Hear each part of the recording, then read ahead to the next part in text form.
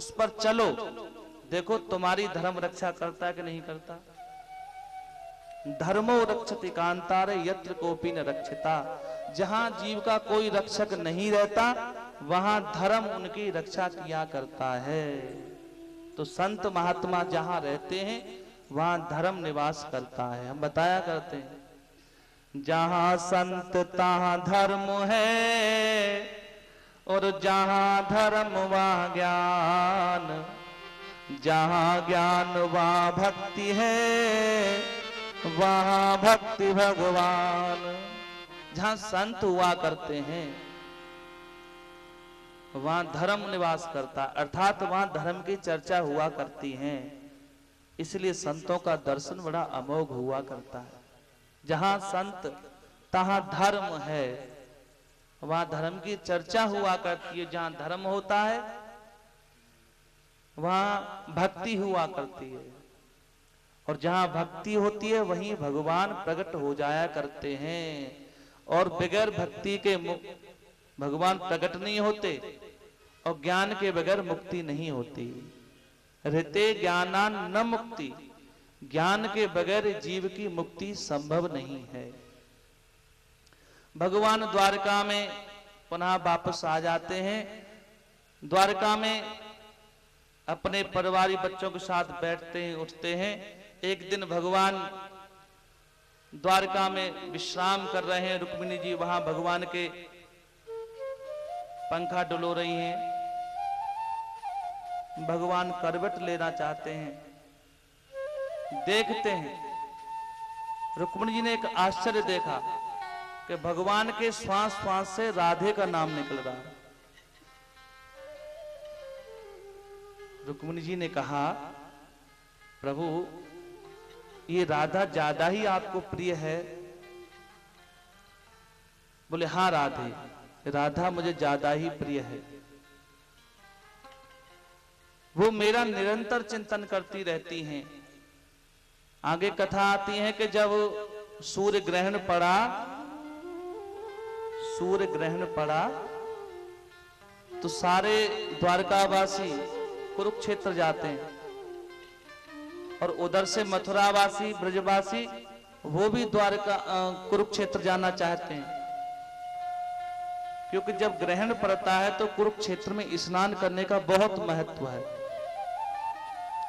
उधर जय जयकार करते हुए आ रहे हैं कि द्वारकाधीश महाराज की जय हो, द्वारकाधीश महाराज की जय हो।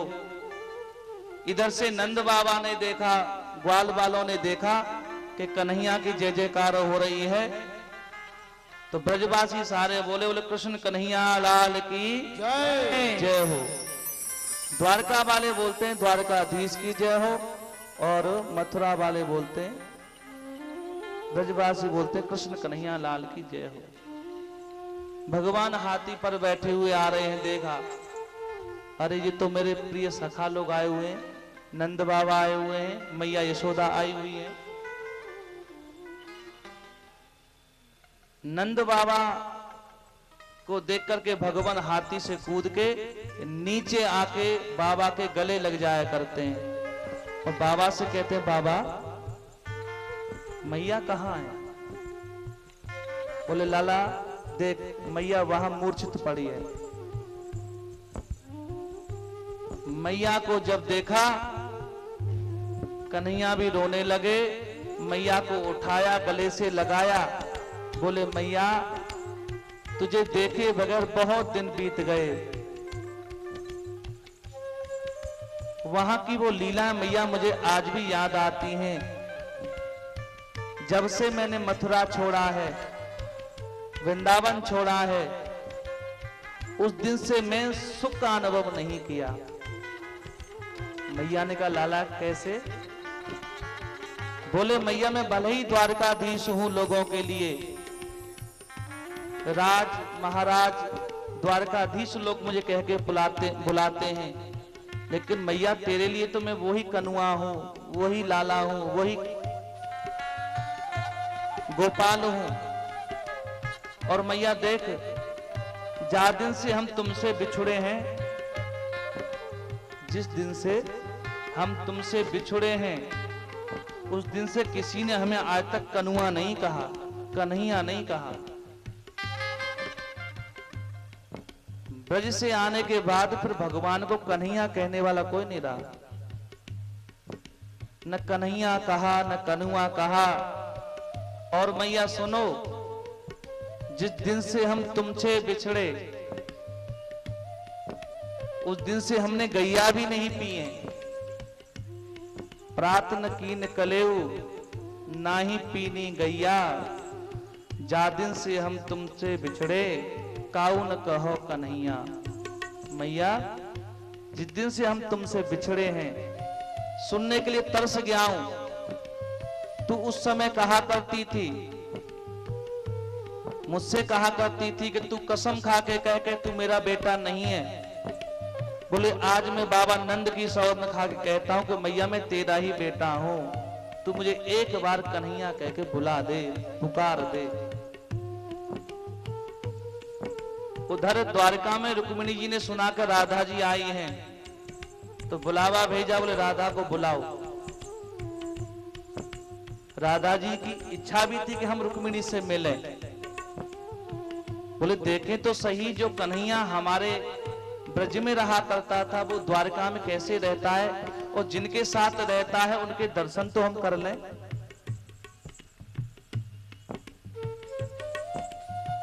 राधा जी को बुलावा भेज देती हैं रुक्मिणी जी। राधा जी जाती हैं द्वारकाधीश की राजधानी द्वारका प्रवेश करती हैं। रुक्मिणी ने जब राधा को देखा, राधा ने कहा धन्य है आप कि श्याम सुंदर कन्हैया तुम्हारे अंग संग रहा करते हैं। रुक्मिणी जी ने कहा हमारी भी इच्छा थी आपको एक बार हम जरूर देखें। देखो ये जो घटना हो रही है भगवान को नहीं मालूम है। रुक्मिणी जी ने संदेशा भेज दिया था, उधर राधा जी पहुंच जाती है, इधर कुरुक्षेत्र में भगवान आ जाते हैं। रुक्मिणी जी ने क्या किया, गरम गरम दूध का कटोरा जिसमें गरम गरम दूध भरा हुआ था वो राधा जी को पिला दिया। बोले ये पी लो, ठाकुर जी कह गए हैं। श्री राधा जी ने भगवान का ध्यान करके वो गरम गरम दूध का कटोरा पान कर लिया। खोलता खोलता दूध अगर पी लिया जाए तो सारी अंतड़ियां जल जाएंगी। और इसी भाव से रुक्मिणी जी ने गरम दूध का कटोरा राधा जी को पान करा दिया कि इनकी आत्मा, इनकी नसें नाड़ियां जलेंगी, सड़ेंगी, मरेंगी। डाहा रखती है ना रुक्मिणी जी, तो भगवान द्वारकाधीश रहते मेरे साथ हैं और राधे का स्मरण करते हैं। ऐसा कह के राधा जी वहां से चली जाती हैं। जब भगवान कुरुक्षेत्र स्नान करके पहुंचे और रात्रि में जब रुक्मिणी जी भगवान के चरण दबाती हैं, पति के पैर दबाकर ही सोना। रुक्मिणी जी भगवान द्वारकाधीश के चरण दबाती हैं। ये पतिव्रता नारी के लक्षण है कि पति के पैर दबा करके सोना और प्रातः काल प्रणाम करना पतिव्रता नारी के लक्षण है। धन्य पतिव्रता नारी, धन्य पतिव्रता नारी, नान्या पूजा विशेषता। पैर छुआ करो देवियों, तुम्हारा कल्याण होगा। तुम्हारे पति में तुम्हारी भगवत बुद्धि जाग जाए, तुम्हारे पति में तुम्हारी अगर भगवत बुद्धि जाग जाए तो तुम्हारा कल्याण निश्चित है, ये जान लो।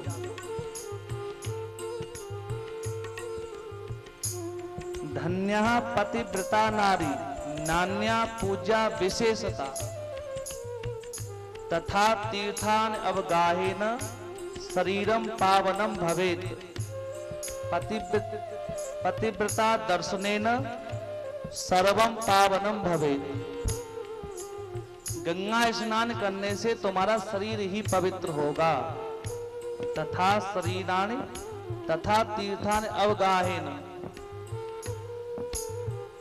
तीर्थ का स्नान करने से, गंगा स्नान करने से तुम्हारा शरीर ही पवित्र होगा। लेकिन पतिव्रता का दर्शन करने से, यथा पतिव्रता दर्शनेन सर्वम पावनम भवेत्, तुम्हारा कुल का कुल पवित्र हो जाएगा। पतिव्रता का दर्शन करने से कुल का कुल पवित्र हो जाया करता है। धन्य पतिव्रता नारी, धन्य है वो पतिव्रता नारी जो अपने पतियों की सेवा किया करती हैं। रुक्मिणी जी भगवान के चरण दबाना चाहती हैं, धीरे धीरे भगवान के चरण दबाती हैं। तो रुक्मिणी जी ने क्या देखा? पद कंज पे जो कर कंज धरा, पद कंज पे जो कर कंज धरा, महाविस्मय एक दिखाई दिया। हरे कृष्ण भयंकर छाले पड़े, निज हाथ तुरंत ही दूर किया। और पूछने लगी रुक्मिणी बात है क्या, पूछने लगी रुक्मिणी बात है क्या। अखिलेश ने उत्तर वेग दिया, अरे आज यहीं पर तो तुमने। रुक्मिणी जी ने पूछा, प्रभु बात क्या है, मेरा हाथ अलग कैसे कर दिया? पूछा रुक्मिणी ने बात है क्या, अखिलेश ने उत्तर वेग दिया। अजय आज रुक्मिणी यहीं पर तो प्रिय राधा ने पय उष्णो पान किया। तुमने राधा जी को दूध पिलाया था, राधा आई थी या क्या? रुक्मिणी जी एकदम सशंकित हो गई। बोले हाँ प्रभु आई तो थी। बोले सच सच बताओ वो दूध कैसा था, तुमने जो दूध पिलाया वो कैसा था? बोले प्रभु बहुत गर्म था। बोले तुमने जो दूध पिलाया राधा को और वो मेरा प्रसाद समझ करके आंख बंद करके पी गई। बोले प्रभु ये बात तो सत्य है कि मैंने दूध गर्म पिलाया था, लेकिन उस दूध से आपके चरणों का क्या संबंध है? राधा को दूध पिलाया तो राधा का मुंह जले, शरीर जले,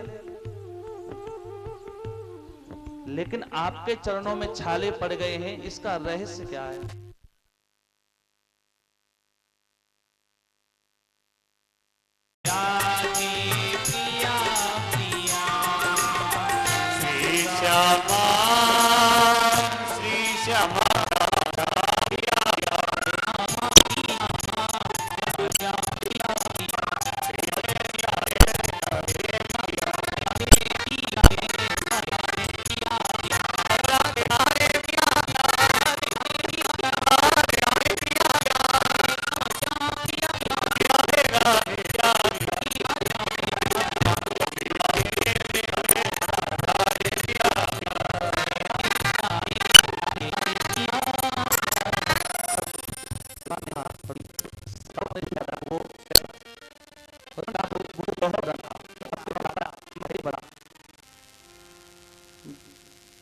भगवान कहते हैं श्री राधा जी अपने हृदय में, श्री राधा जी अपने हृदय में मेरे चरणों का ध्यान करती हैं।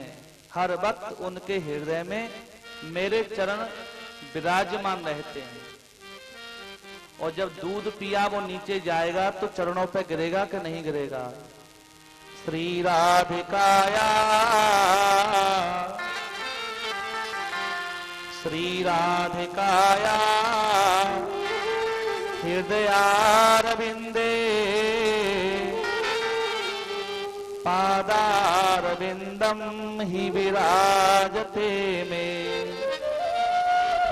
श्री राधिकाया गर्ग संहिता। श्री राधिकाया हृदयारविंदे पादारविंदम ही विराजते में। श्री राधा रानी के हृदय में मेरे चरण सदैव विराजमान रहा करते हैं।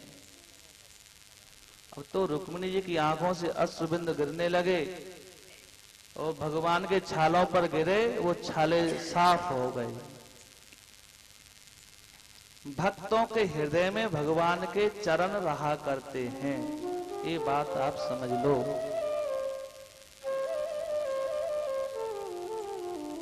नारद जी के मन में आया अगर देखा तो जाए।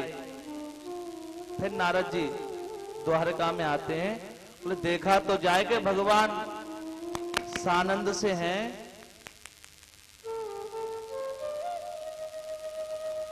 नारद जी वहां आते हैं। अच्छा, ये आठों पटरानियां है ना, ये आपस में